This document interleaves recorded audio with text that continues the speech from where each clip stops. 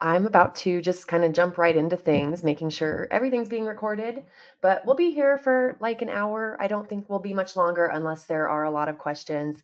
But just the next hour is going to be all about the topic of auditing your message. And this one, I'm really focused on, when you have a message of healing, of helping people in a way that feels really big and profound and really frustrating to try and describe. This is the main type of client I work with, and this is how I would go in and look at your message. So I want to teach you how to do it for yourself, the things to look for where you're not having to reduce what you say into tiny little simple outcomes that you really don't feel great doing. That's what we call like the low hanging fruit. That's what we do to get people. And I'm actually going to talk about why that's not a good idea. If you are someone who's a helper, a healer, a wellness practitioner, where the integrity you have is very, very important when it comes to bringing in the right people. And when you kind of bypass that integrity, it can actually repel people and create really frustrating experiences in your own marketing. So I'm going to share my screen, and there should be a place where you can ask questions, but I may not see them while I'm talking. I will stop and look at them when there are different pauses, but the slides are something I can send out later. So if you're feeling like you need to scramble and take notes, you don't have to if you're on the go right now. But you also might find it really useful if you're sitting to grab a notebook or have something, because there might be things that start to come through for you as far as your own message really starts to show up the more we tap into like this auditing process. So let me go ahead and do that.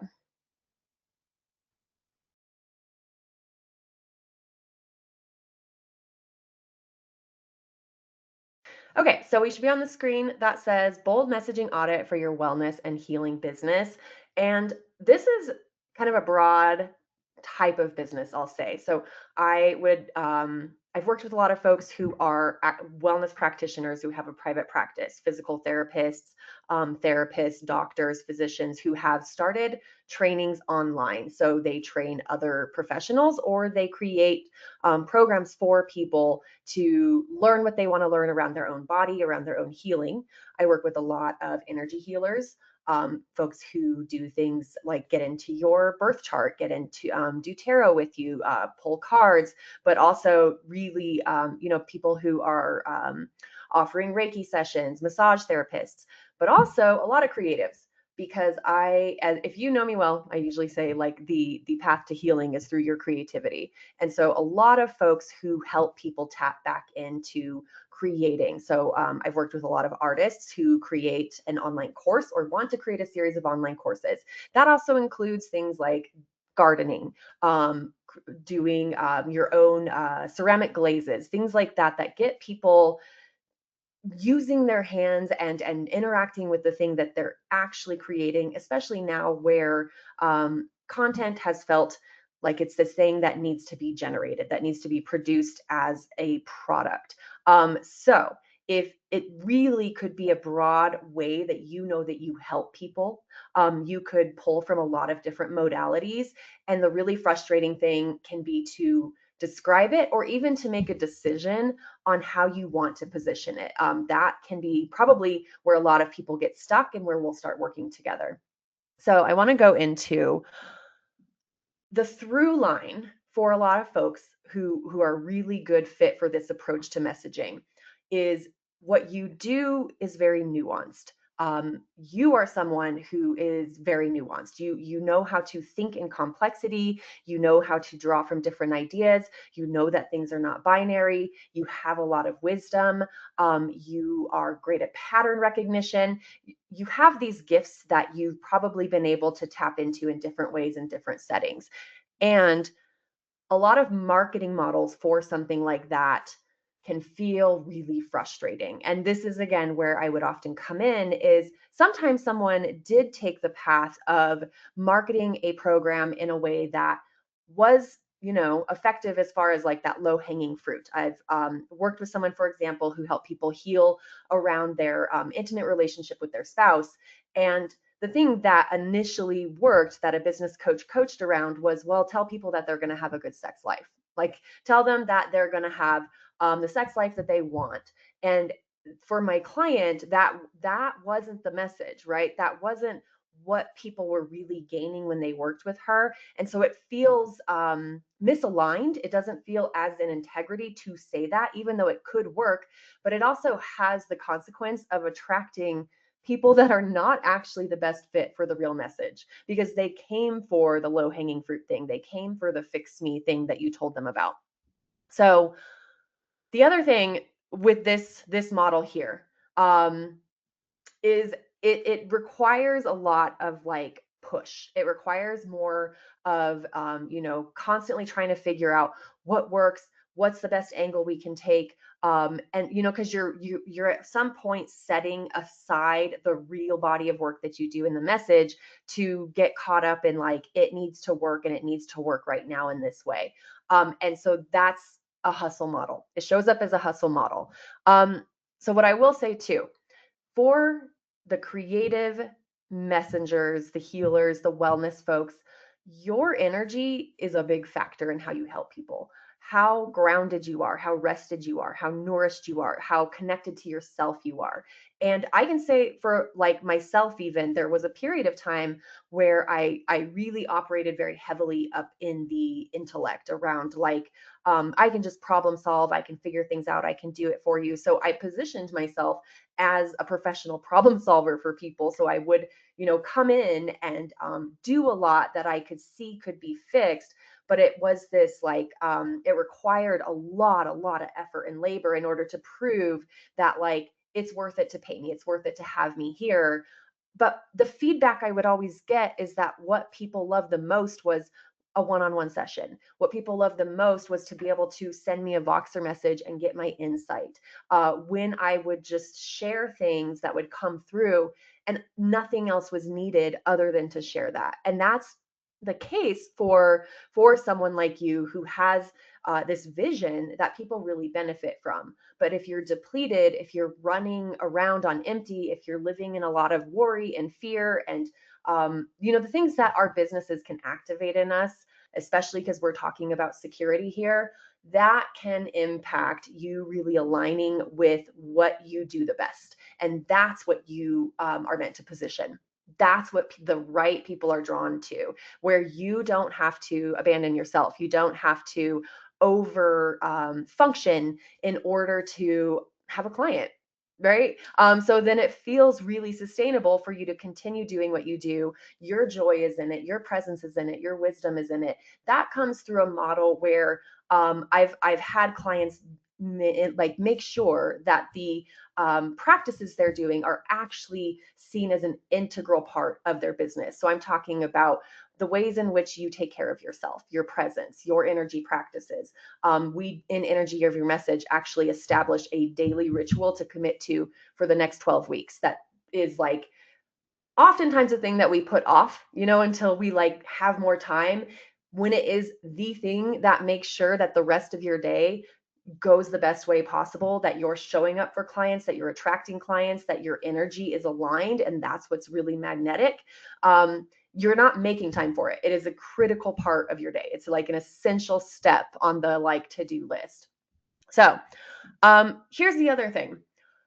When I have people come to work with me, and we'll talk, the coach who helps people with intimacy, for example, there are things that she wanted to talk about, and they're pretty bold. And in fact, when she would talk about them before, there were a bunch of guys who created a whole Reddit forum about her, because they're like, she's teaching women to hate men, whatever. Um, and when you're not feeling like really solid in like, this is who I am, this is what I came here to talk about, I know this is the message, I trust this, that can be really destabilizing. Like, what are people going to think? Um, do people want this? Are they going to like it? Are they going to talk badly about me? All of those things can come up and become the thing that is the barrier to really going there. And going there means owning who you are, showing up, and allowing the right people to meet you and knowing that they do exist. What can happen is sometimes we want to play it safe, where it's like, I will, I'll reveal more about the way that I work and the things that I talk about once they're in the program or once they are working with me. But again, if you, whatever you used to attract people into your offer, your program, like that's who's going to show up.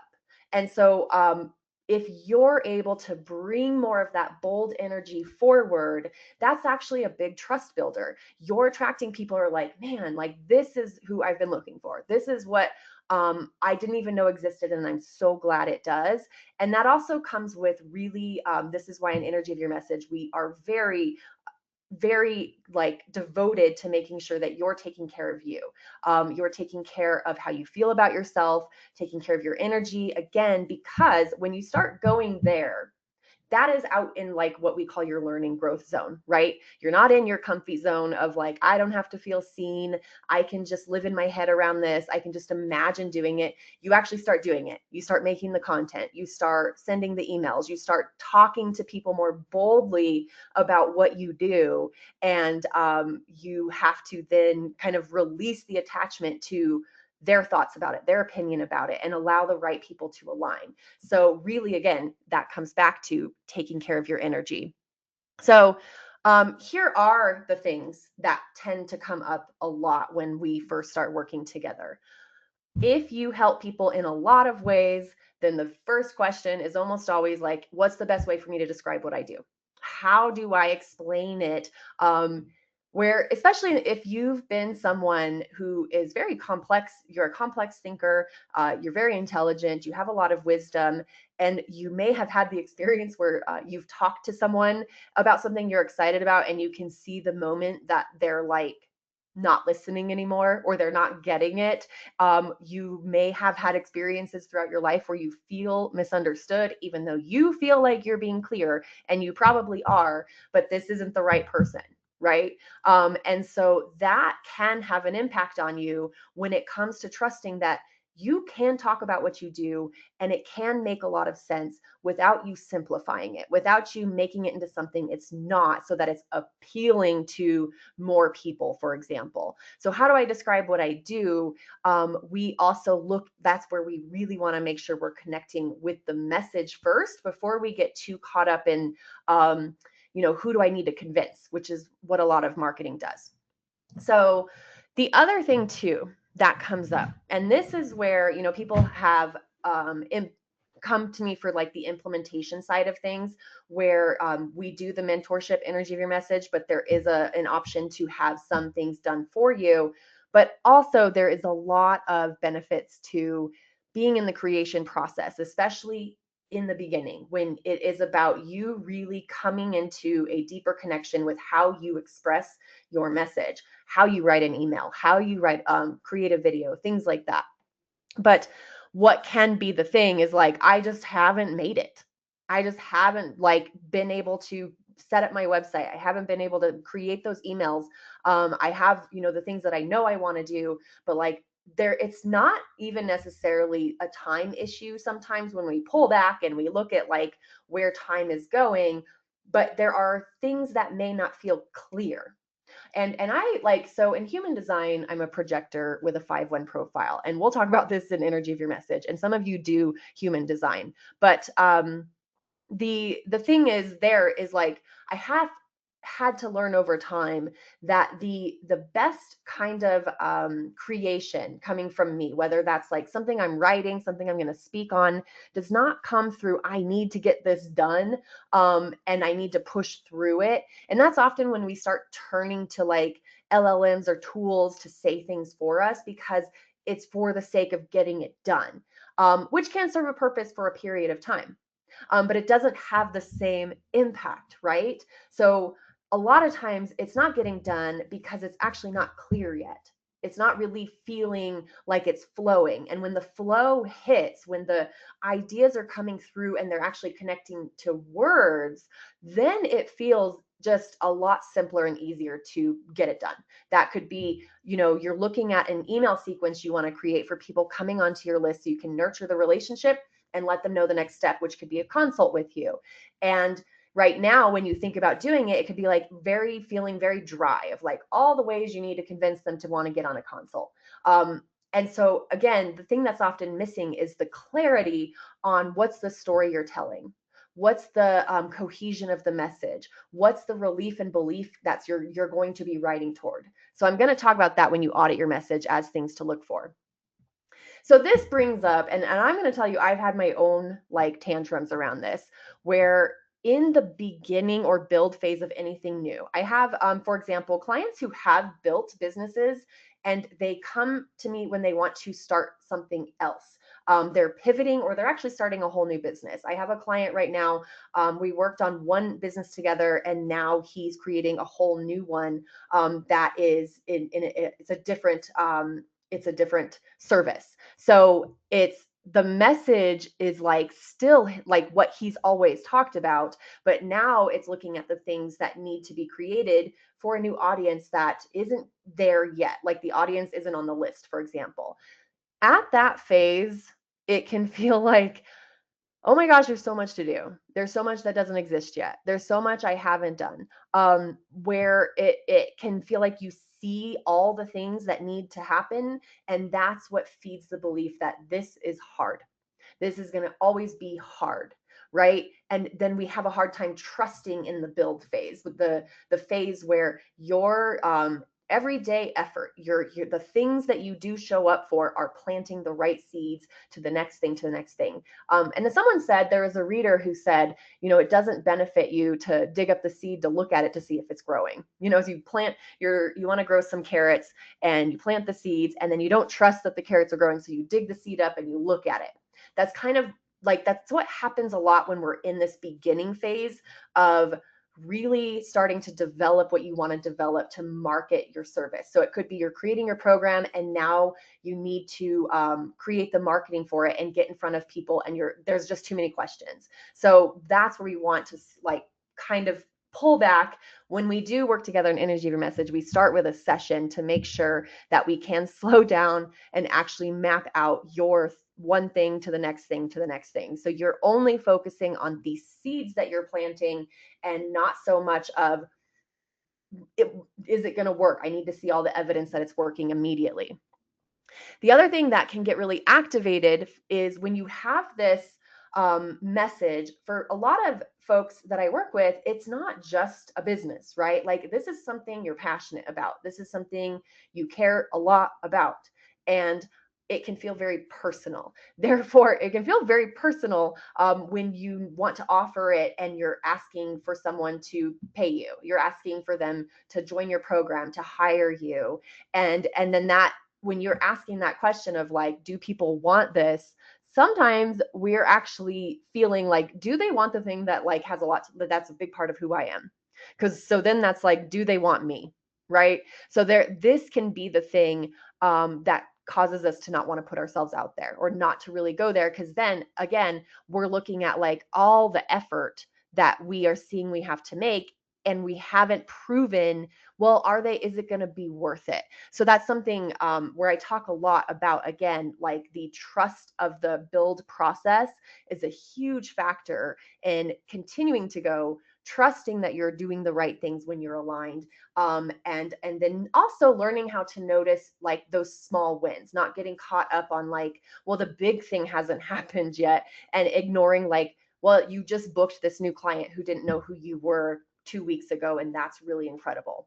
um, Here's the other question too. So this one's a big one for healers, because and folks who there are a lot of folks who've transitioned into online business from social work, from working for nonprofits, from education. I started out in education, and where you're aligned with helping people, right? And so sometimes that looks like where you've helped people and they can't necessarily pay you.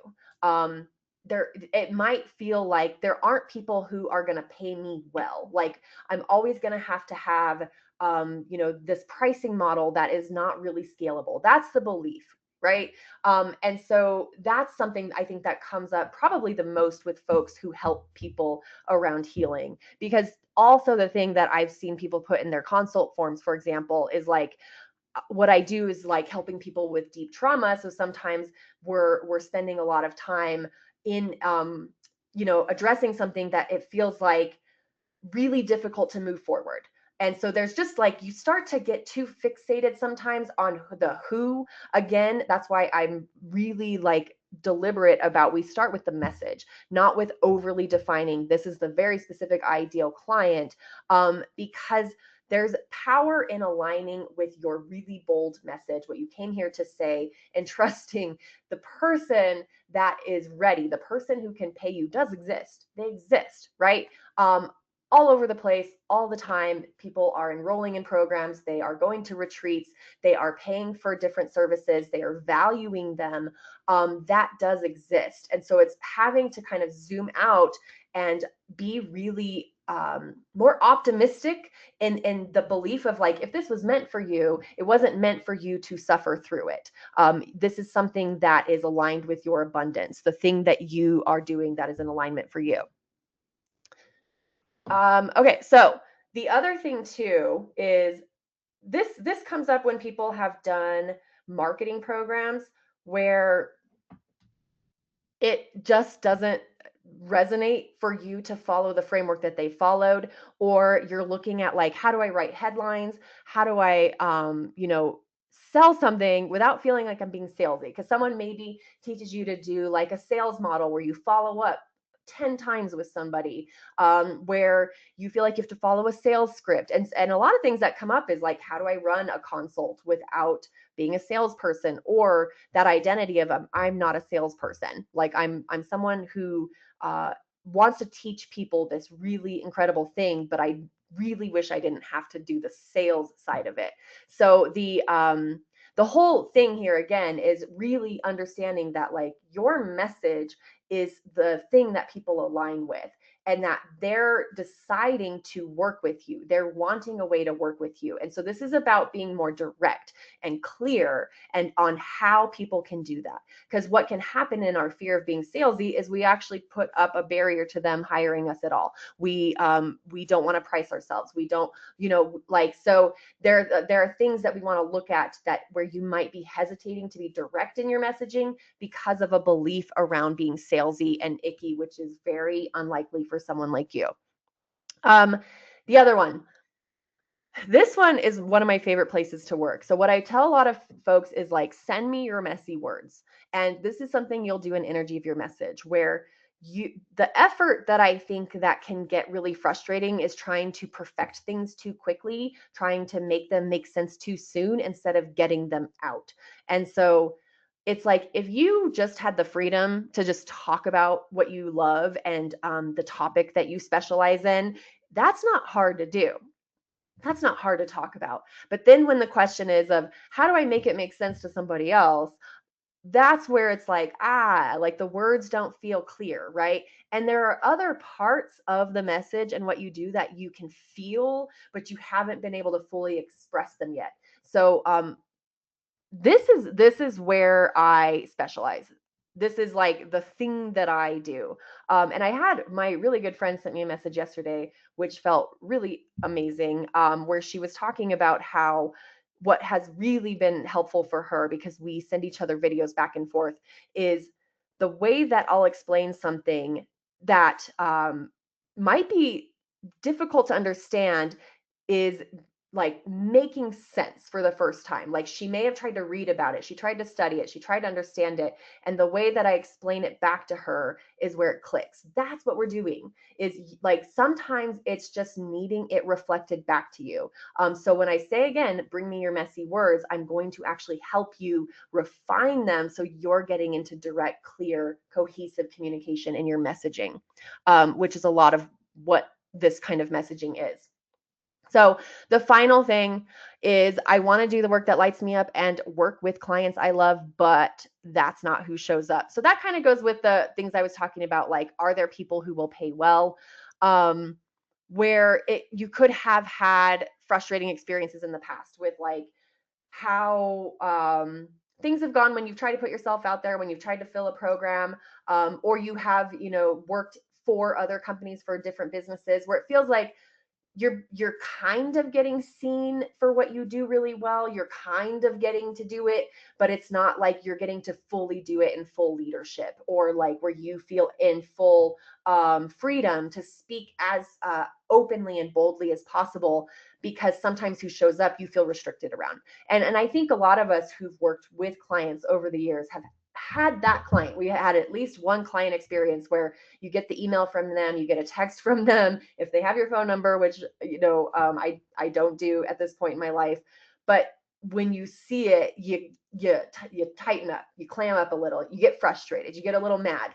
And that's not to put all of this blame on them. They're truly a mirror to a relationship that maybe needs evaluating on how have you held yourself in the relationship with a client. And I know I had, like, early in my career, I had one specific situation where it was just, I just kept over promising things. I kept being like, well, let me do it for you. Let me like fix how you're feeling by I'll just, do extra things. We'll do extra sessions, things like that. And so that can leave a mark of like, are there the people that I really, when I'm working with them, it feels like, damn, I'm so excited you exist. Like you feel that way about them too.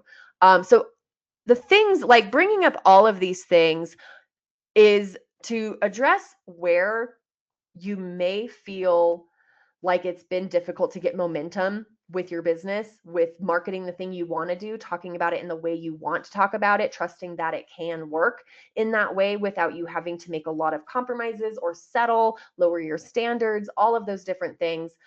Because again, this final thing, can I do this sustainably? Money, time, marketing.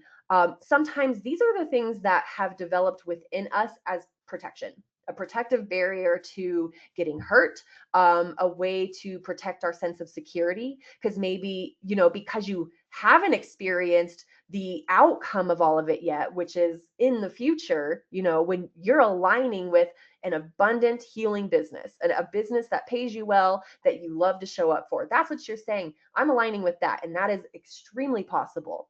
But because it's over here and you've done all these other things in the past that kind of felt secure, even though they may have felt really draining, they didn't feel like the thing that you loved the most, there is an internal security response to like, alarm, you're doing something risky. So that can come up when you start to really get into, I'm going to do this, I'm going to build this business, I'm going to market it, I'm going to do the messaging.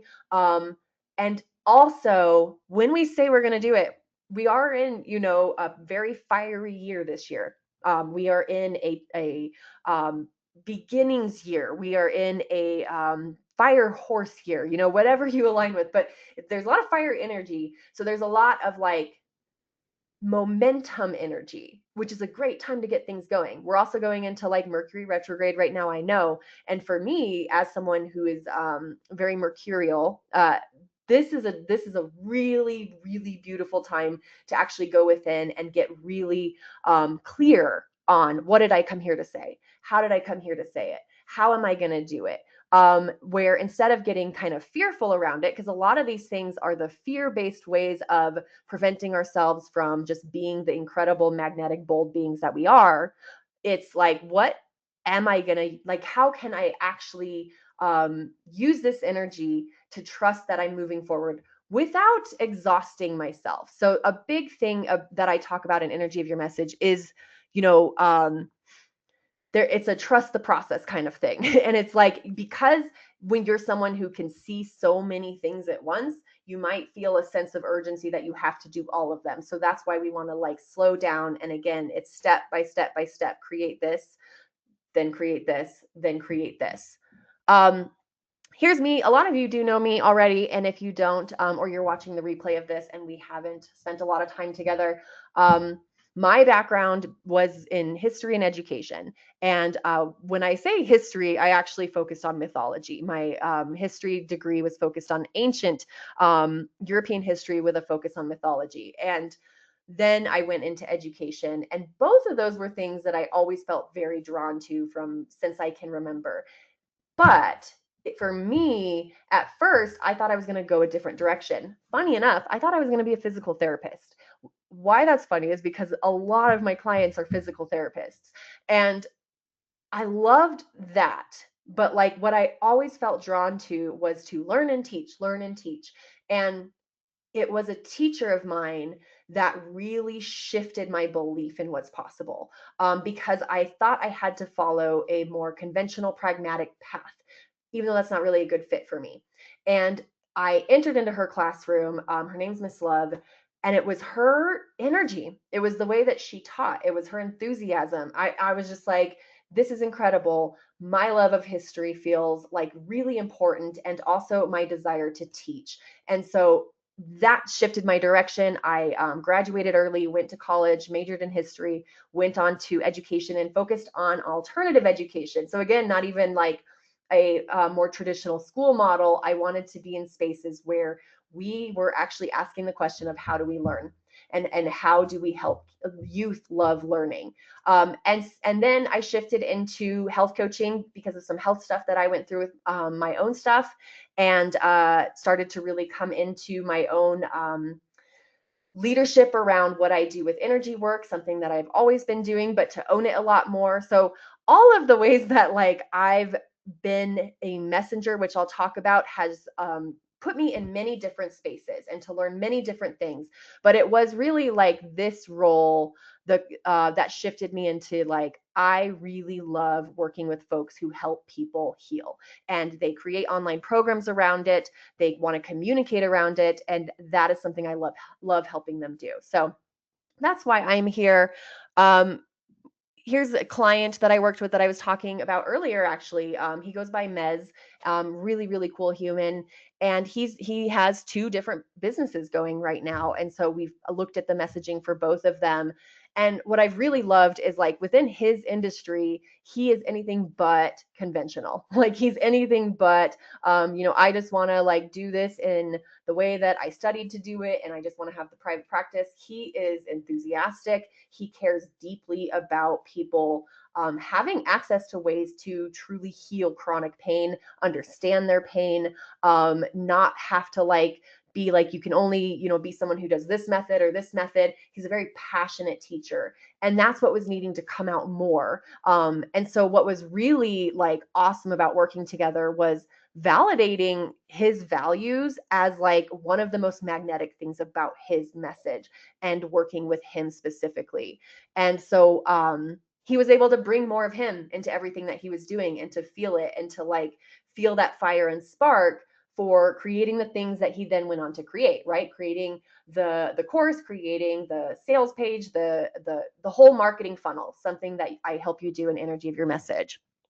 I will actually be sharing Josia's site. We've worked together a lot, and incredible human, and her work is really deep around grief, and understanding grief. And grief is not a very binary thing, right? And the ways in which we as humans are meant to grieve and have a relationship to our grief, not to see it as this thing that we need to avoid and not talk about. She has incredible programs, and she does a retreat. She sells out, and just a very authentic, awesome human. And when she came to work with me, she's an excellent writer, right? A lot of my clients write very well. Like she could write copy for other people. And this is still, again, because it's something that's so much about your own personal expression and taking something that you love deeply, and sharing that, doing that for yourself and by yourself is very challenging. Having someone who can meet you, see you, understand you, relate, and reflect like what you're saying back to you, that's where the words flowed. That's where we were able to make her pages more cohesive, to communicate the experience of her programs without getting into any icky, weird promises around them. And I'll show you her site. It's really gorgeous. So this is what I'm talking about. I'm going to get into the 3 things to audit for, but I want to give you this link now because applications are due at the end of this month, because we're starting in March for this specific 12-week cohort. So the application is free, and all you have to do is fill it out, and I'll reach out to you via email and move from there to see if it's a good fit. And if it is, you can enroll. And there is a bonus for enrolling within 2 days of this, but I'll share that at the end. Okay, so here's when you are auditing your message. Here's like you could have some things already created. Let's say you already have a website, you already have clients, you already have a program, or you're creating those things. You can be in various places. But the thing that can be the barrier again is I don't feel clear on what to say. I don't feel clear on how to talk about this in a way that makes sense to somebody else. And that's where we get into defined limited outcomes that are often coached in many spaces, where it's like you just need to promise someone something. You need to tell them you get them this thing.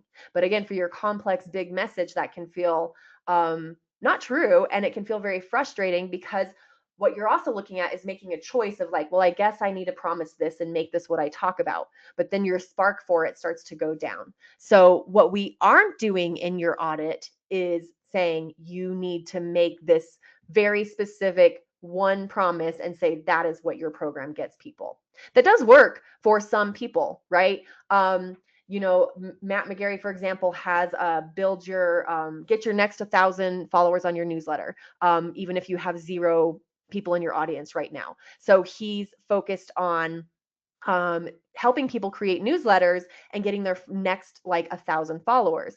Now he says it is possible to get your 1,000 followers or your 1,000 new leads on your list within 30 days. Does everyone do it? No.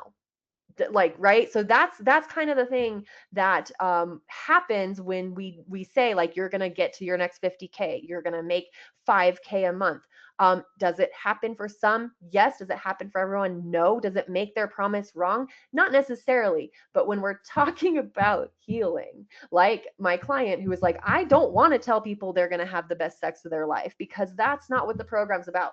The program is about them really coming to a better relationship with their own desire, them really understanding how their consent is so important and has been bypassed over and over. Women feeling sovereign and clear and in their agency about what they do and don't want, feeling powerful, feeling like they're desirable as they are and that they don't have to do anything they don't want to do. Like, you see what I mean? So her doing that model is not a good fit for her, because that's not giving her the freedom to fully talk about what she wants. So again, this comes to like, maybe a lot of what happens is we did the ideal client exercise model too soon. And because a lot of times, I've given a lot of dating analogies for the ideal client exercise model when I'm teaching this, when someone pays me to come into their program and teach this to their clients, where you are perhaps, like, let's say you're looking for someone that you want to spend your life with. So you list the qualities that they need to have. And you think too, like, this is what they would want from me, right? So if you're like, I want someone who has this type of career and they're at this point in their life and they look like this and they have these interests. Therefore, from me, when I make my dating profile, they're going to want to see these things about me. Um, what's so funny about that is a lot of times we're creating an ideal based on things we haven't even questioned, like that we need to actually extract ourselves from, because sometimes we're building an ideal around a construct that was put into our minds as something that is possible for us. We're limiting ourselves. We're speaking to social constructs. We're speaking to things that cause us to then censor ourselves and filter, when the really ideal person for you might be the most surprising person of all. The dream partner for you might not fit any of the things that you thought would be the person that you would spend the rest of your life with. We do this, with our ideal clients of like, they have to have these factors, or this is what they're going to want from me. Again, doing it too soon before you've really aligned with your message and aligned with who really is also aligned with your message, can create limits on you, which can be very frustrating when you're trying to write and speak about it because it's not clear again.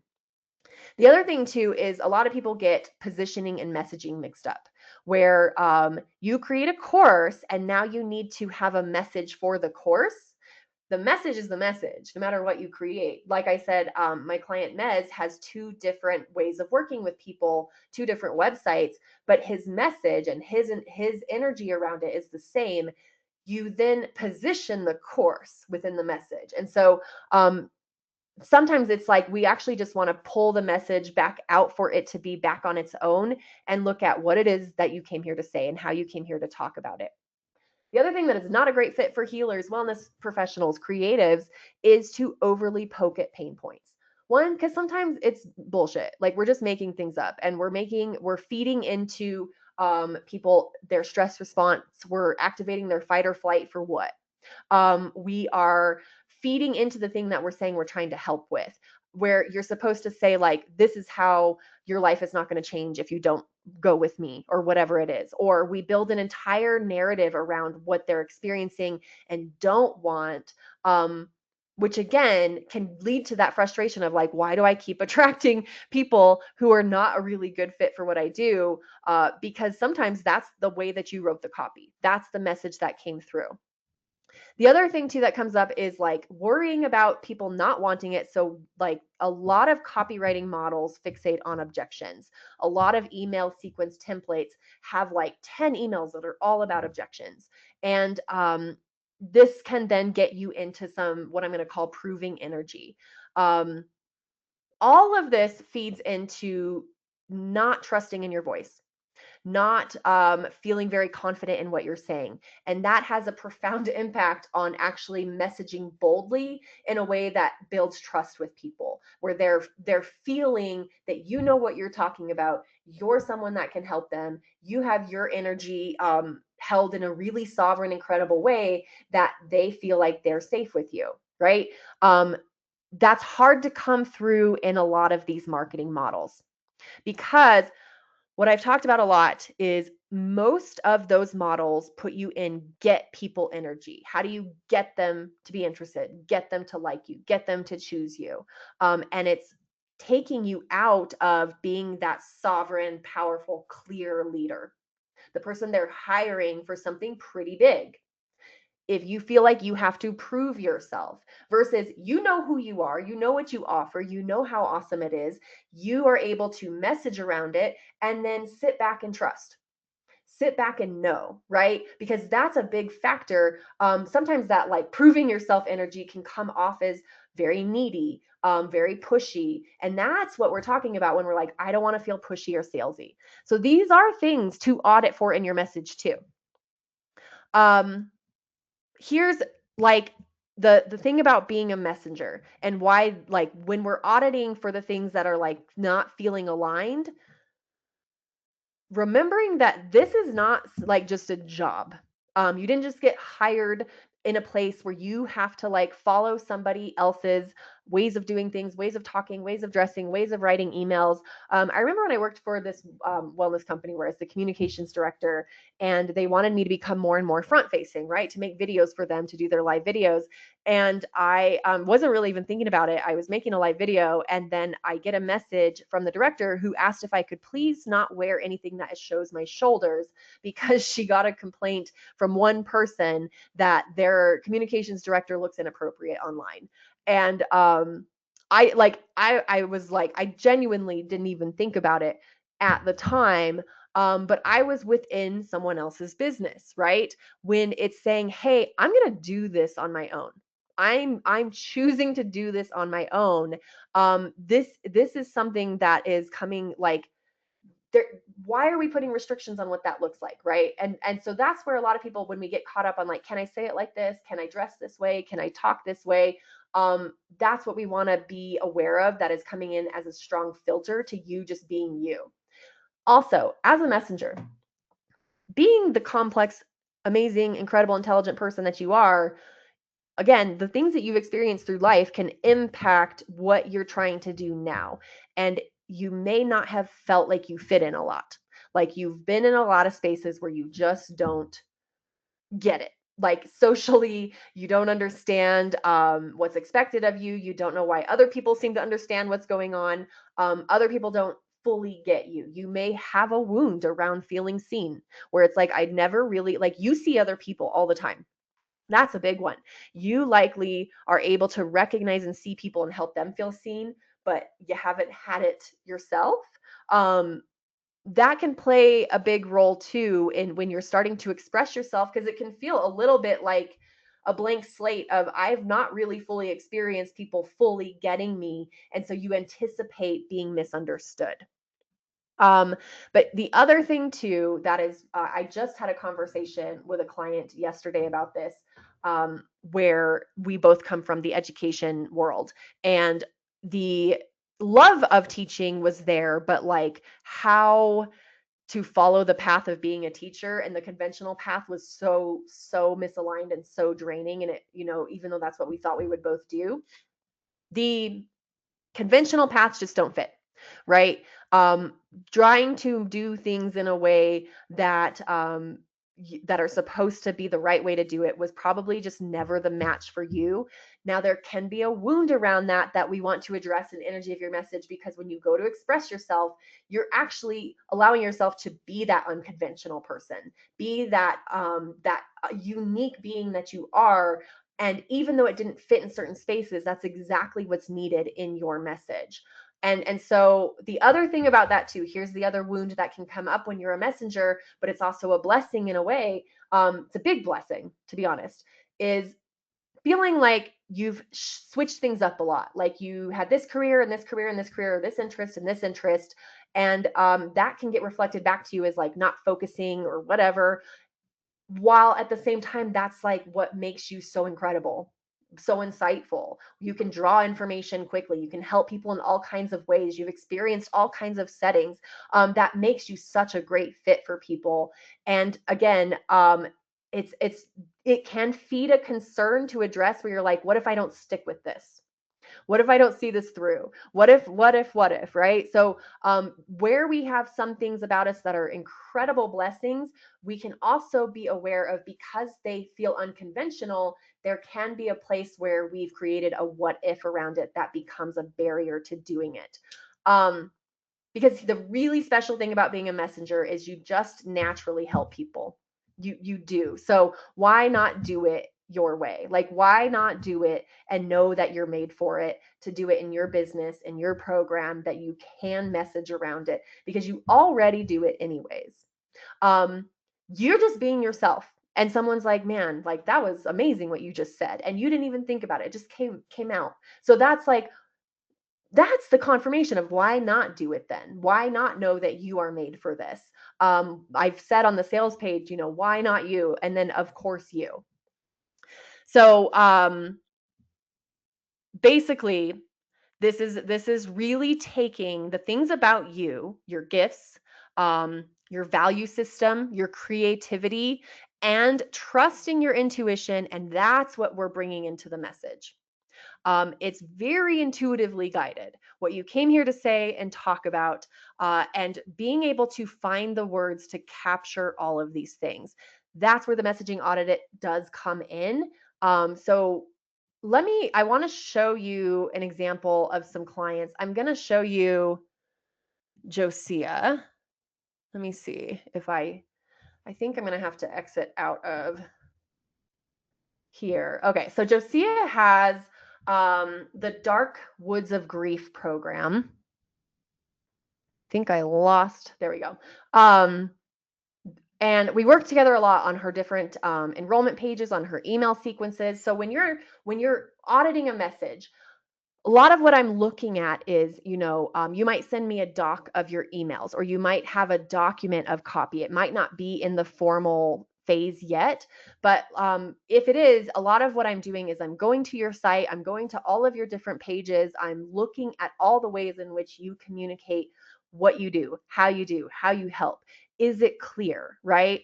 And like I said, Josiah does like incredible, like unique grief work with people. And what we didn't want was like heal your grief in 30 days kind of stuff. And that was never going to be something that she ever did. We were connected through a mutual, someone that I had done a coaching program with. And that was just, it was just an awesome fit. Like this is a message that can be communicated without watering it down, right? So a lot of the way that she teaches and talks is what comes through in the way that it's written about. So this wouldn't be the exact way to write for yourself. That's the whole point.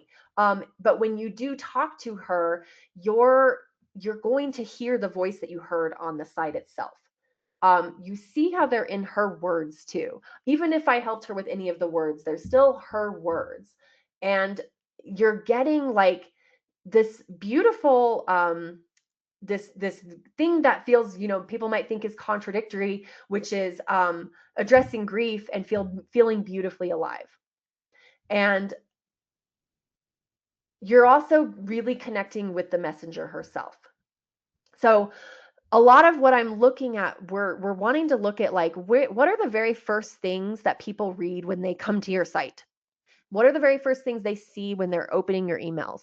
Can they see themselves in it? And see themselves doesn't mean you spoke so specifically to, like, who they are identity wise. You said, I only work, this is for people who are all these characteristics. Sometimes it's because you spoke very directly about what the topic is, and that ignited their interest because that's where they're feeling drawn right now. So I've talked about that with, like, Shani on who has this incredible astrology business, right? And knowing that this is like messaging for people who are interested in astrology for healing, and not needing it to be anything other than that, not needing to, like, promise anything. It's really about how astrology is a tool for healing, and the entire personality of the business is, like, in everything. So let's the other, I put some list of people I consider, like, incredible messengers here. Um, and I've named some of them here, but, like, what it is about them is that whatever they're doing is something that they owned, that they're meant to do their way. That is, I wrote the newsletter this week on Alyssa Liu, where she came back into ice skating, Olympic ice skating, but she said, I'm only going to do it my way. I'm going to do my hair how I want. I'm going to do my costuming how I want. I'm going to do the performance I want to do. And you see sheer joy and pleasure on her face.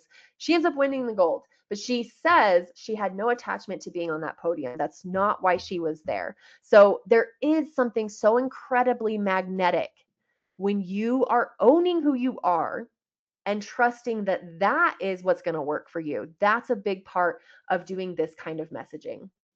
Okay, so here's the other thing that can be something that may have felt challenging when you try to build the business and message around it, and it can affect, like, when you're trying to be direct in your copy. For example, most messengers, talking about the folks here, talking about you, um, have not felt like solely motivated by money or solely motivated by accolades, right? You follow a less traditional path. You may not have the same resume that someone else has that may be in your industry, for example, but you're not motivated by money alone. That may have been a big factor. Even though you feel it, you feel the desire for that stability and that security and that abundance, the draw to do what you do is there regardless. And sometimes it can feel like a pain that you have to figure out how to make money doing it.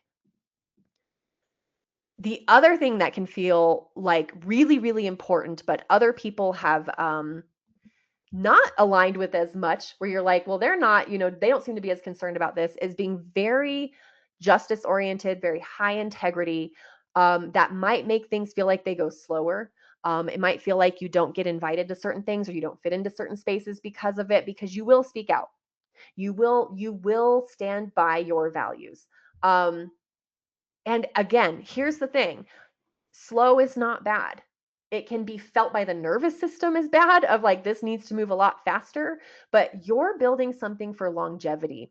You're building something that's meant to last. And so these are actually really incredible foundations for that. It was built on you being true. That's going to matter in the long run. If you started to compromise and do things that were out of alignment for you, you have a shaky foundation. And that's what a lot of businesses find themselves grappling with right now, is what they built was not necessarily aligned fully with themselves, or they had to make some out of integrity decisions, out of integrity promises. It's a shaky foundation. So even if they at some point were like, I had a XK launch, like I had a $300,000 launch with this thing, and then you find, a couple years later, they've closed the thing down. Why is that? Why is that so common? One thing we have to do is reconnect our nervous system with the okayness of it going at the pace that it's going. Because we do, as like messengers, as healers, as folks who help others, you may have felt like it hasn't paid you in the way that you would like in the long run. And that's what we want to get for you. We want to get your pricing making sense, your messaging very powerful, your positioning, so that this is something that is actually paying you, that you feel that abundance and stability. Okay, so basically, summary here is what we're not going to be doing is like, how can you make a model work that was not meant to work for you? And that could be having been in spaces, again, where you have to say things a certain way, you have to follow a framework that's not a good fit, you have to market yourself in a way that doesn't feel good. But you also want to feel successful. The other thing that can come up, and this can actually be a barrier to clear, direct messaging, is you are not fully comfortable with what you want yet. That you do want the money, you do want the success, you do want the ease, you do want this to grow, you do want the audience, you do want the visibility. Like being able to also say, yes, those things are true. If there's part of you that feels taboo, like you're not fully comfortable with it yet, it can come in and impact the message, impact the voice. So that's something that we address very, very directly and consistently. And that's why in Energy of Your Message, you're doing an expert of your energy practice every day for at least 12 weeks. So here's what we look for. So when I was looking at Josia's site. This is what you might want to write down. There are 3 things. I'm going to show them to you here, and then I'll break them down a little bit on how to actually look for them in your messaging. One is alignment. The alignment of are you being real? Are you being authentic? Is it aligned for you, right? Is this truly what you came here to talk about, came here to say? Are you going there? Is it resonating? This is where you connect the message to other people, the way that you communicate it. You're being specific, you're being direct, you're storytelling. And what I tell a lot of clients is show more than you tell, which sounds kind of silly when we're talking about writing because you got to use words, but it's, can I see it? Did you allow for the specificity, or were you afraid to be specific because you didn't know if it would resonate with everybody? And then coherence. Are you being consistent and that is coming through clearly? Someone knows what you're about. They can tell someone this is what they're about. That's being consistent, right? Like I talk about energy of your message. My message is energy of your message, no matter what. I talked about Mez has 2 businesses, but his message is coherent. There's coherence in the way that he shows up and talks about what he does. So again, resonance, alignment, cohesion. Those are 3 things that I'm looking for when I audit your message. And when we're building out your messaging and energy of your message, we're like aligning with these 3 things. So resonance, this is why it's energy of your message. You feel it. Like when you talk about it, you start to like be like, oh my gosh, wait, this is good. This is exciting. This is energy bringing for you. That's why I say, like, we don't force content. We have an energy practice and energy of your message for a reason, because it's not about just trying to generate content as a commodity. It is saying the thing that wants to be said through you. And then the more you're doing that in a resonant way, what's really, really cool about that is it starts to flow more often. It starts to flow more easily. So resonance is, again, you feel the message that you're talking about. There's not as much of like, is this the right way to say it? Is this the right thing I'm supposed to be doing? The person who reads the email, who watches your video, who sees you on stage somewhere, who listens to your podcast, is feeling resonance too, right? So we make decisions emotionally. We just do. And that doesn't make them bad decisions. In fact, like that's a really great system for understanding what's right and not right for you when you're really connecting to that like emotional solar plexus response, that sacral response. Where you can sleep on something and you still feel what you feel about it the next day. For example, when you get out of your head around it, that's what's happening for folks when we're feeling a message. Now, in marketing, that's been highly manipulated. You can manipulate people's feelings, you can manipulate an emotional response. There's a really great therapist on TikTok who did an example of this where he started out with a catchy, attention grabbing line where he's like, and that's what it looks like to activate your fight or flight response to get you to watch my video. That's not what I'm going to have you doing here. And I think it was like how to figure out if your partner might be cheating on you. That was the catchy line. Because what did we do? We stirred someone's deep fear. But you don't have to do that because you can also connect to people's joy. You can connect to them feeling like seen and excited and optimistic and in possibility.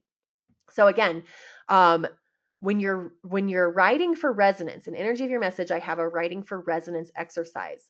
The intention is not to convince and to prove yourself, it is to connect.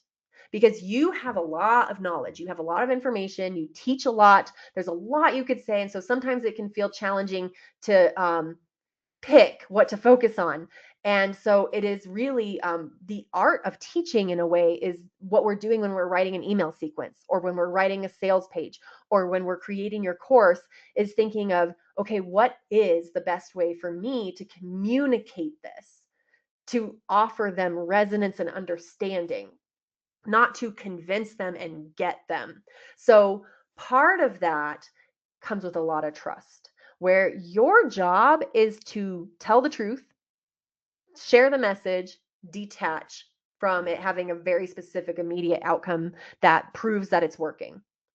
This is going to go against what a lot of marketing programs say, where it's like the way we're trained to jump into data a little too soon. Can be the thing that stops you from doing the thing that's actually on the right path for you. This is why, again, you become an expert of your own energy. That's part of the process, but it is you told the truth. You were aligned, you were clear, you were direct, you were the messenger, and you allow it to land. Sometimes resonance needs a moment.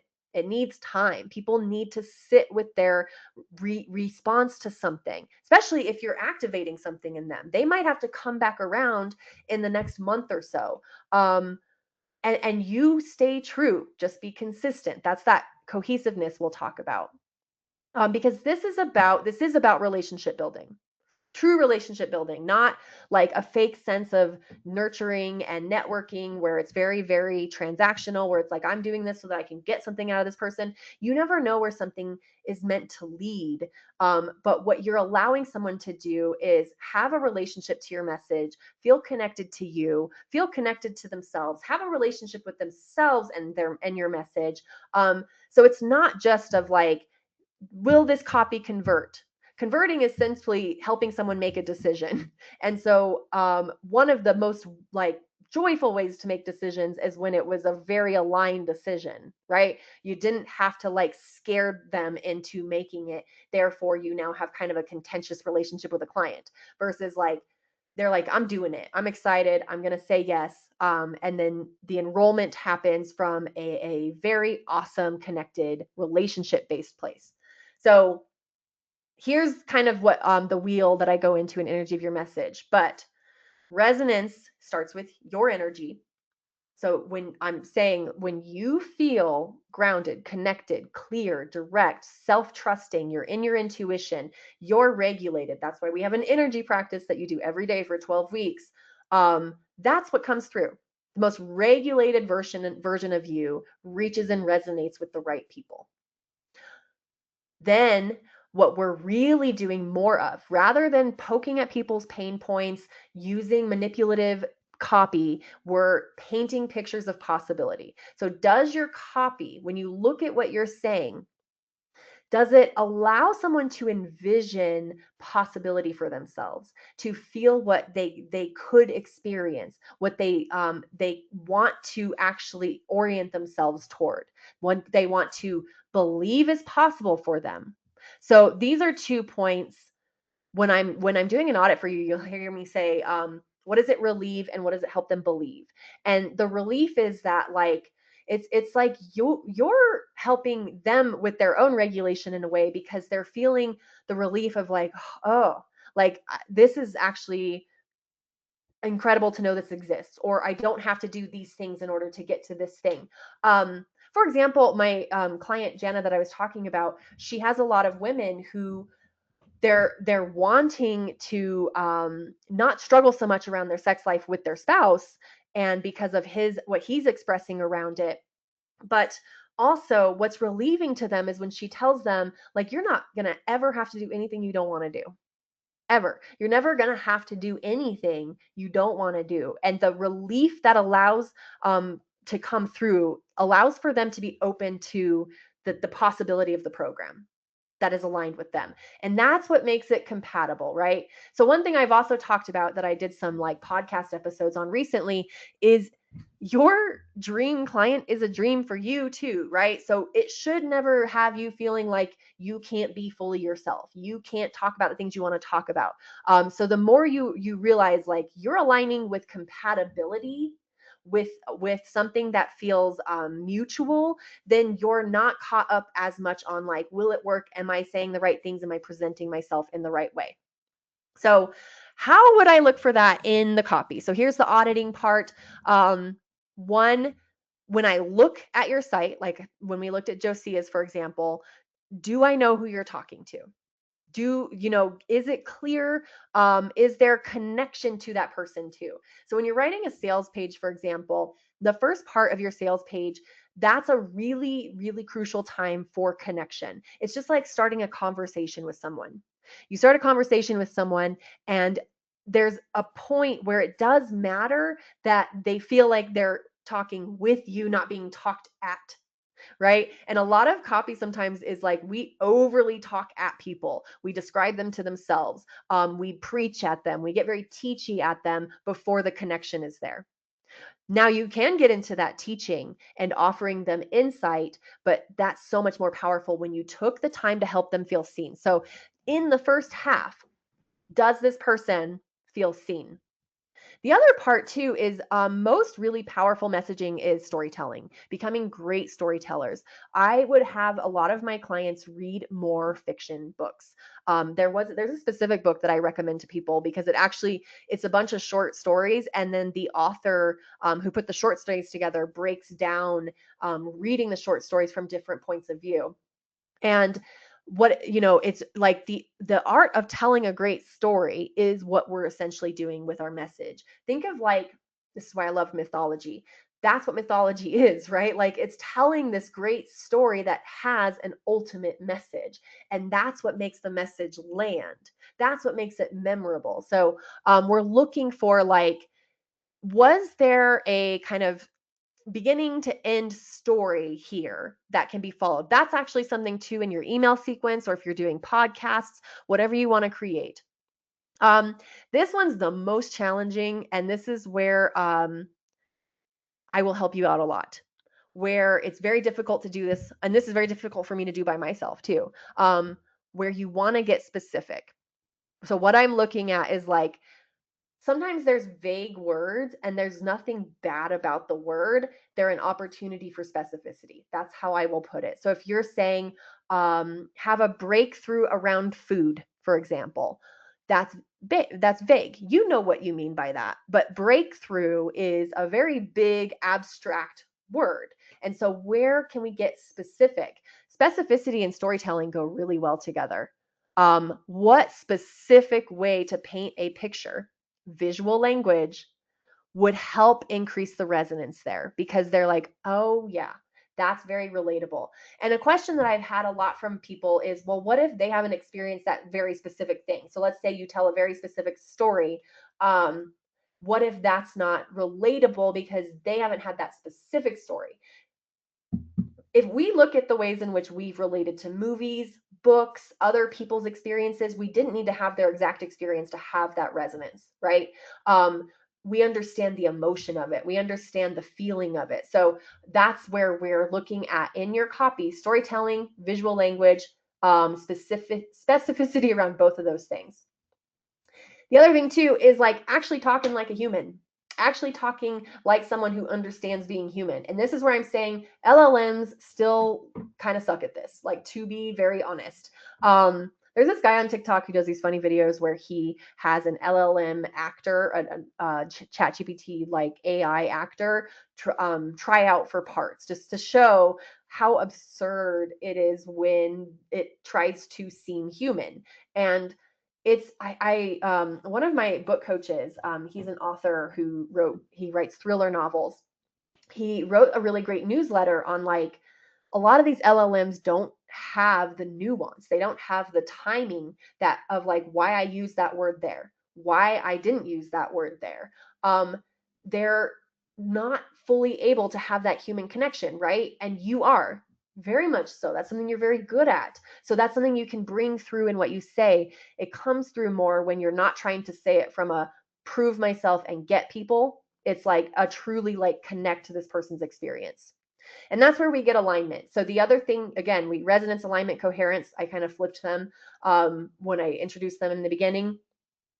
Alignment, because there's resonance, it allows people to feel themselves aligning with what you're saying, and that's where their decision comes from. They're making an aligned decision, not a fearful one. So, big thing in energy of your message, you being aligned is a big factor.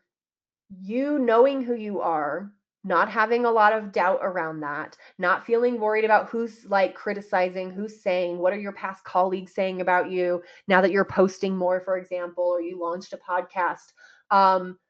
Because the more you're rooted in here, the more you are unbothered by those things. So one really important part of energy of your message is the who are you as the messenger, your teaching voice, you as a guide, you as a coach, a mentor, a creative. What's the most you that you feel when you're doing these things? Again, like when we looked at Josia's site, that's her. I don't write that way when I write for myself. We have different teaching styles. We have different facilitation styles, and that's beautiful. That's why, like, when you're aligned, there really is no competition. You don't have to be wondering what you're missing out on, or if there aren't enough people in this field, it's too saturated, or whatever. That's why it's really important to be as confident and connected to these things, because then you're also not worrying about getting everybody, you're recognizing and attracting more aligned for you clients. They're not the ones who need you to convince them. They needed to find you and find the message. So that is you being consistent and you sharing boldly. They're the right person, right time. I don't know. We've probably had these experiences with friends, colleagues, partners where you're like, it was just I was in the right place in life to meet them at this time. It's like it was divinely orchestrated. So it can feel that way when all these aligned clients start showing up. Sometimes what can also happen, and I've had this experience, someone who at one point was not quite a great fit becomes a great fit.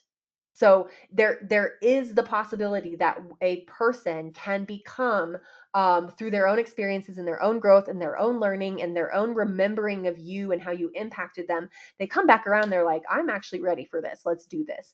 So that's also why, like, we allow people to have their process. We don't have to convince, chase, or get, because it's compatible, right? You inspire them, and part of what you do helps them remember who they are too. So that's where, like, the consistency of your powerful, bold message brings your aligned self with your aligned clients. Both are connecting with the message. So ways to look for that if you're auditing your message, or if I'm auditing your message. One thing is, you and I have a messaging session to kick off energy of your message. We actually connect on Zoom. We connect for an hour, connecting with your voice. You filled out an intake form beforehand, so I read a lot that you had to say. You've sent me any links you want me to look at. And so it's really like connecting with you when you're being the most yourself. That's what we get to in that session. And so that is like, is that coming through in your voice when you write, when you speak? Is that confident version of you coming through? That's really important for that alignment again, right? Because that's who they're hiring. We want them to see who they're hiring. Action language. That's another thing that I look for. We are less specific, direct, clear, and concise when we're not feeling super, super confident that what we're saying is going to be understood and received well. So the important step of not having an attachment to everyone believing you, everyone knowing and understanding what you're talking about, allows you to just go ahead and be as decisive as you can be as concise as you can be. Imagine if, like, on an astrology site, they were really hesitant to really talk about the transits happening and the healing opportunities that are available right now, because they're like, well, what if not everyone believes all of that? How do I make sure I'm catering to them too? Right? Like that, it just wouldn't make any sense. So there are things about you, the way that you do things, the way that you talk about things, that still probably want to come through, that have felt like maybe they haven't yet. So that is too, when I finish reading your site, can I tell what the message is? Um, Not having these things does not mean you're doing a bad job. I want to say that, like, an audit is not about being criticized. It's not about feeling bad. It's all opportunity. It's an opportunity for more specificity. For those of you who have gone through any amount of programs where you had to do a thesis, a dissertation, anything where you had to, like, get up and defend yourself. When I did uh, my first thesis, because history grads, even an undergrad, have to do a thesis. Um, you have to get used to people looking at what you're saying and saying something about it, right? It does build this muscle, but it's all opportunity. It's all opportunity to realize, like, ooh, I could get more specific there. Oh, I can, like, get a little bolder there. So that's all this is about. Like, see the audit as an opportunity. And then the final thing is coherence. It's consistent. It's something that can be followed. It can be remembered.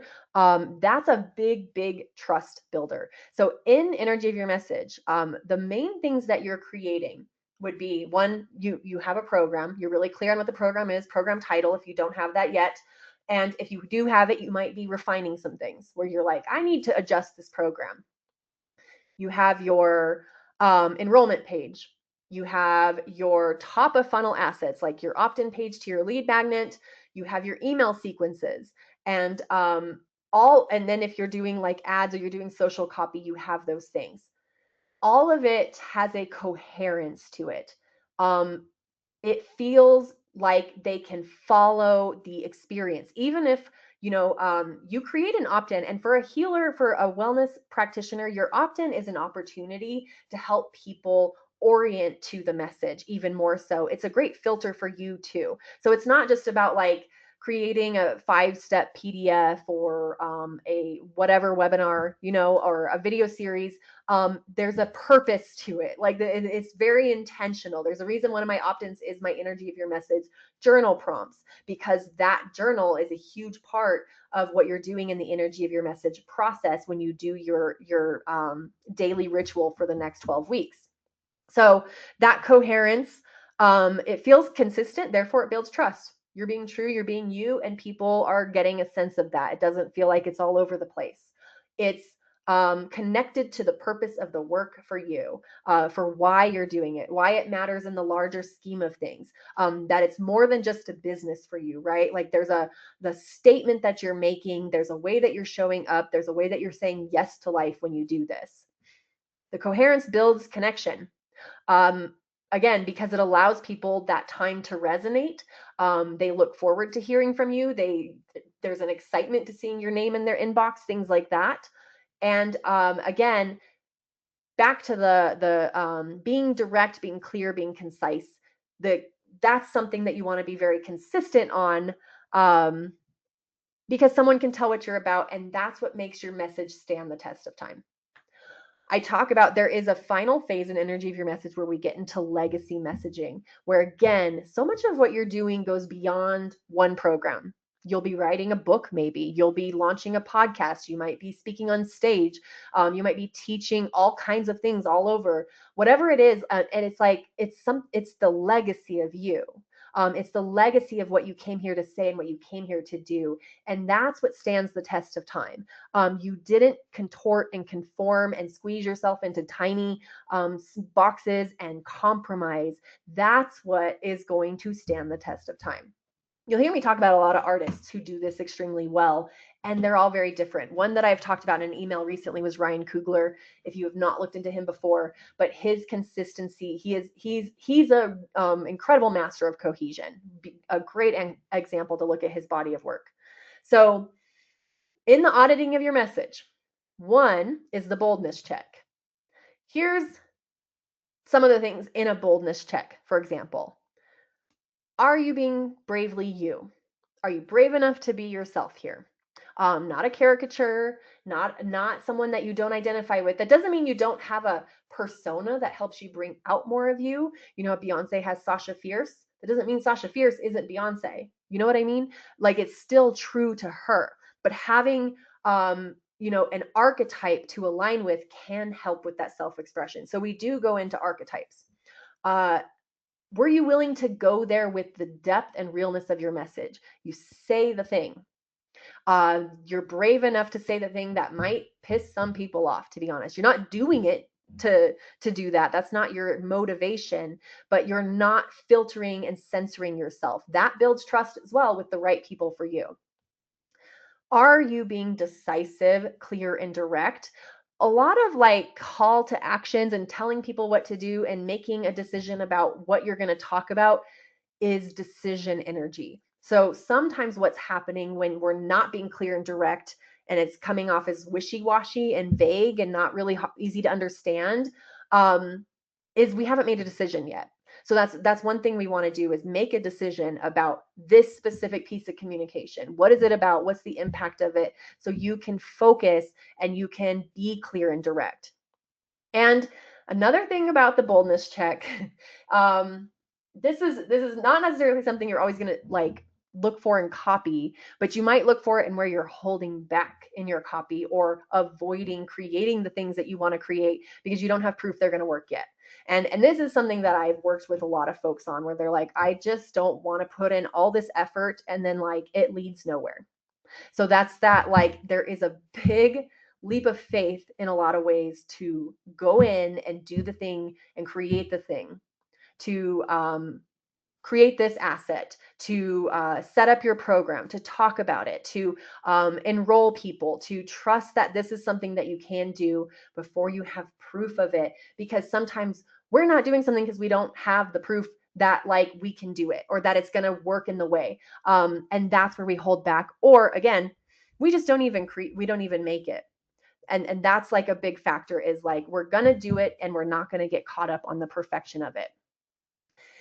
This was the boldness check for auditing your message. The other thing that is tied to boldness is that I say spend specific time on. A while back, I created a DIY your copy checklist, and this was like before LLMs, but I still have it if anybody wants it. But it has like actual checklist on what to look for every edit, so that you're only focusing on that specific thing and you're not trying to fix everything at once, and you're not trying to get caught up on like adjusting too many things. So that's how I would say, when you audit your message, or when I'm auditing your message for you, I'm looking at these things separately. The boldness check, and then let's actually look at the directness check. Did you say the thing? And where else like could you say it more loudly, or could you be more clear about it? That's going to be really honest, true, and magnetic. So then the other thing is the conciseness check. I wrote, were you impeccable with your word? Because I've been reading the 4 agreements and it kind of made me laugh to write it. But it is true, where it's like, concision, I've talked about, is not about using as few words as you can and cutting everything for the sake of using fewer words and cutting everything. It's being intentional about the words you choose to use and the ones you don't. It's being intentional enough to be concise. Sometimes when we get overly wordy, when we're saying all the things, it's because we're doubting. We're not feeling confident. We have to over explain. And if you've had an experience in life where you have felt misunderstood, that's not unusual. Where you have felt like you have to come up with all the explanations possible, sometimes that'll come through in your copy. So I'll look at that, where sometimes it's like, you don't need this section. And that might feel, I have said, like, copy editing is, and copywriting is more cutting than writing sometimes, where it's like, you said what you needed to say, you don't need this section here. And then the integrity check. Did you tell the truth? Did you show up truthfully? That's more of like, are you being true to you and to the message, or are there places where you're still holding back out of, different reasons, out of fear, out of, not wanting, it feels very vulnerable. Telling the truth in that way and being true to yourself can feel very vulnerable. And then the connection check. Are you writing for resonance and trusting the message will land, or are you trying too hard to convince? So again, allowing it to be specific, storytelling, writing a visual language, and trusting it that you're connecting with the most ideal person for you. Sometimes it does help to picture someone that you already feel that way about. Like maybe a client that you've already worked with where you're like, if they're the only person reading this is how I would talk about this, right? So the connection check, sometimes when we start to get into like marketing language, we again, I might look at and notice like you spent a lot of time describing them to themselves, where that might not feel connecting. It could actually feel disconnecting. Where if we imagine that in conversation, someone starts like describing you and it's just like, no, that's not exactly true. But instead, someone relates something back to you that you resonate with. You feel like they're taking the time to know you and hear you. That is something that you can do in your copy. Um, I wanted to share this because this is Lena West has been a mentor of mine for a very long time, and she wrote this for me a long time ago. And this is when I was doing launch management, communications director, and I would create and structure the messaging and the launch plan for these big six-figure launches, right, for seven-figure businesses, and a lot of them being in the healing world, being businesses that did unusual things. And I love this. And if you have something like this, because what you're going to, when someone really sees you, sometimes they're going to say something about you where you're like, ooh, that is a part of me that I don't want to forget. That sometimes you might have not connected with in a while. So when she talks about like, when left to do what she does best, she shines. She's one of the fastest integrators I've witnessed. She can go from concept to execution. She does not work well in dysfunction, or when creativity is stifled. And so, really, just like the validation of there's this unique way about you that someone could describe to you. Someone like this is a really great way to even get some direction in your own messaging. One thing I have you do in Energy of Your Message is to reach out to some people who they are going to say some things that are going to feel incredible to hear, that you needed their language for, meaning like you may have hesitated to use some of the words that they said. You may have hesitated to describe yourself that way, but let someone else do it and really sit with it, because that does help you align with like, damn, like that version of me needs to be showing up.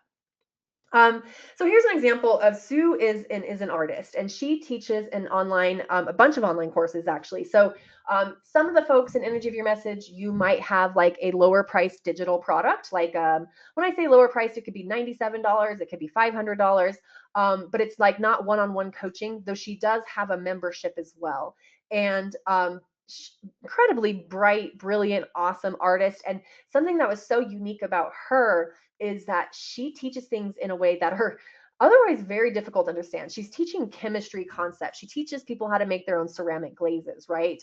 And when she's just being herself and teaching it, that's what keeps people in her orbit. They want to do her courses, they want to be in her membership, they like learning from her. And she had an experience once with somebody who was once a teacher for her, who wasn't very kind, was very critical, was saying she shouldn't be doing what she's doing, right? She shouldn't be creating these courses or whatever, which could have created an ouch, which it did for a bit, which can stifle the message. And so a lot of what we did was detangle her messaging from his unwarranted, totally out of pocket, unkind feedback that wasn't true for her at all. So some of that is some, and then that allowed for more ease, right? To do a launch that didn't feel completely depleting, that didn't activate all of those things of like, are people going to be mad at me? Am I going to get, am I emailing them too much? The things that come up when you start to put yourself out there, sometimes it's because of something like that happened in the past that we want to detangle your message from. And she did great. She shows up and does incredible stuff, sells really cool courses, and saw some awesome results. So again, here's the link that you want to go to if you want to do this in the next 12 weeks. And so when I say do this, this is what it's going to look like. In 12 weeks, we're going to choose the program to focus on. So you might have a program already. A lot of folks do, but some don't. So you don't have to. But the program, it doesn't mean you're going to have to create all of this content. It can simply be, I'm going to work with people one-on-one, and I'm going to do it on a 3-month basis. Here's what the program is going to be called. So when I say we focus on and refine it, we will look at what you're calling your program, how you want to talk about it, what it is, so you can be decisive and go with it, right? I have this program. The nice thing about Energy of Your Message is you can do this process for another program and another product, but we're going to have a focus. Then we start with you. When I say audit your energy, a lot of what we just talked about today, you and I have a messaging session. And then the very first week of Energy of Your Message is actually establishing what is going to be your next 12-week energy practice for yourself. Something that you do every day that reconnects you to who you are, your voice, your magnetism, your message, what you came here to say, and also helps you release a lot of the stuff that gets in the way, whether it was a mean teacher from the past who said some really critical things, or it was a work experience that had you doubting your ability to be a leader. Anything that like needs to be released, because that is going to help unleash your boldness. So we're going to get into your messaging, and not this from like you have to have this limiting ideal client, but again, who's most compatible for you and the program that you're focusing on. And then each week you're creating specific assets that I will guide you through. So the assets are things like top of funnel, meaning where people first come into contact with you. So if you're doing ads, for example, ad copy, but if you're doing upfront content like on TikTok, or you're creating a podcast, where does that lead? That leads to your lead magnet. So we want to, like, you're creating the things that lead to the next thing. The most significant assets you create will be your email sequence and your sales page. Those are the things that when I get hired to do a copy project, email sequences are my highest selling copywriting project. So there is an option for that. If at some point you're like, I want to have help writing this, there is a way to also include copywriting as an add-on. And then you're receiving coaching and feedback. Here's how that works. We meet one-on-one to start out. And then every week, I have an office hours session on Tuesdays at 5 p.m. Mountain Standard Time. If you can't make it, that is okay. But every week you send me what you created, and I send you a custom loom on it. So you're actually hearing my voice on a weekly basis, and you're getting direct coaching, direct feedback, actual copy edit suggestions, things like that.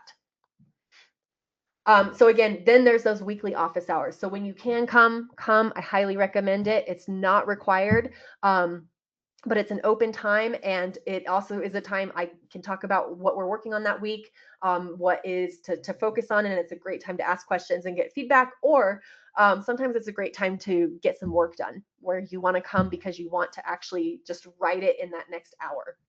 An hour can be very powerful.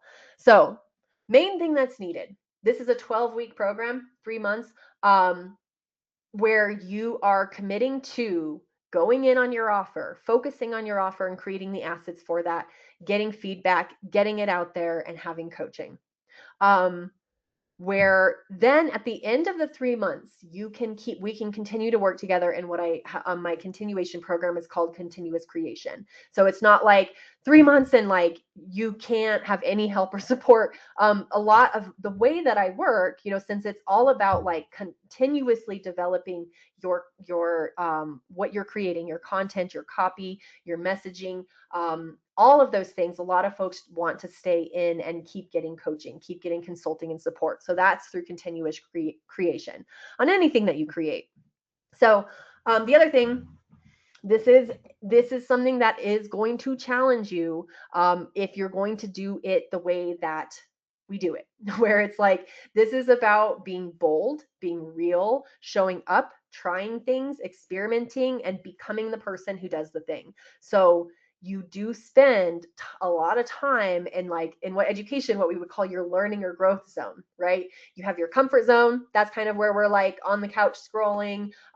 We're eating dinner, like things that, feel safe, cozy, comfy. Sometimes our comfort zone are things that maybe aren't as life-giving to us, but at least they feel familiar.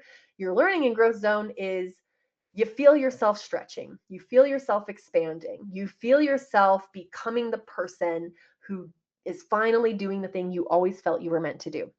So that comes with a readiness to do that. So again, there is the option at some point, if you're like, I would like help getting my email sequence written. Like, I understand the message, I understand what I want to say, but truly, like, I would like to have it copy written for me. There is an option to upgrade to a copywriting package, for example, and there will be an energy of your message price for that, where it's a different one than if we weren't working together on energy of your message. So it's 3 months, 12 weeks for either you can do, there's actually 3 payment plan options.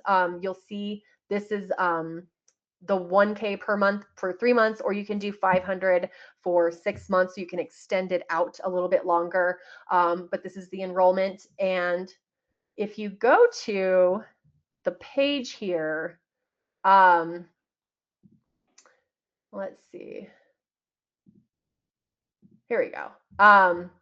Yeah, if you go, so after you apply, first step is go here, open this up, go to your application. It's an Airtable form.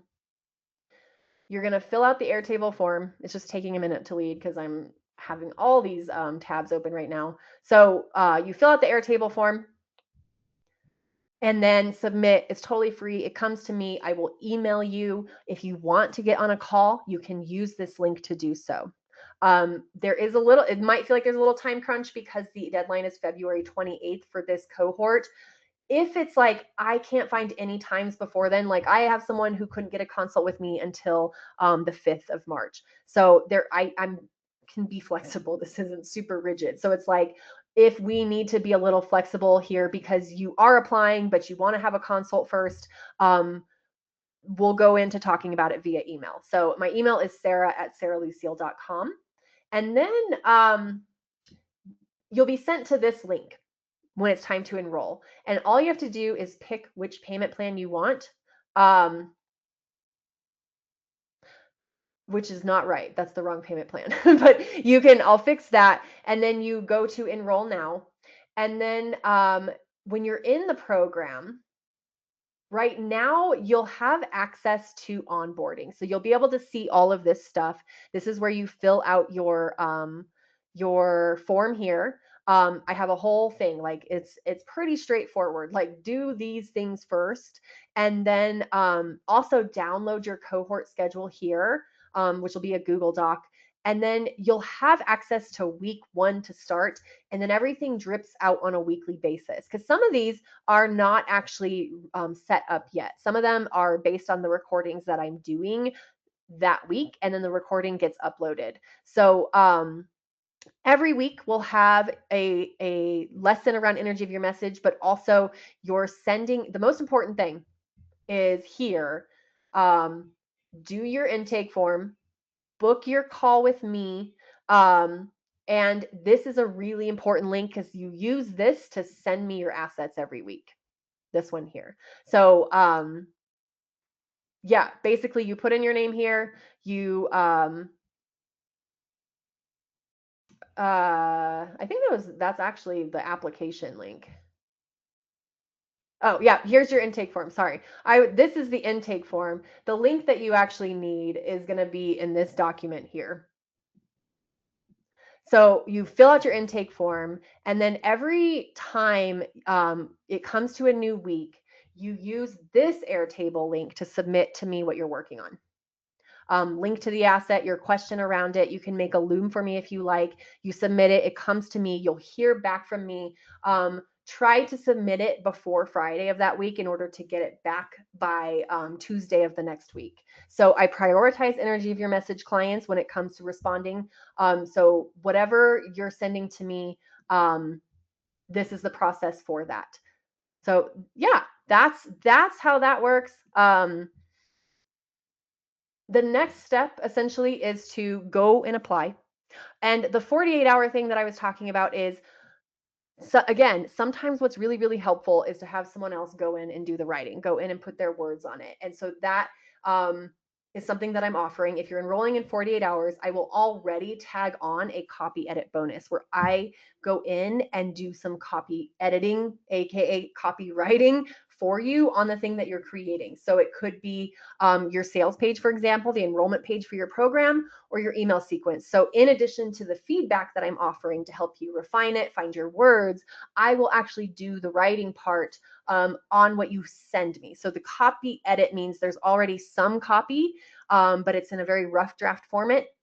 I will put it in a more refined format that is publishable. That is something that's usually within my 5K package for copy editing, copywriting. This is being tagged on as a bonus for those who do, I'm going to say, enroll in 48 hours, but you want to get your application in. So at least apply in the next 2 days and enroll before March 1st. Let me know if you have any questions on that. I wasn't looking at the question thing. I'm sorry.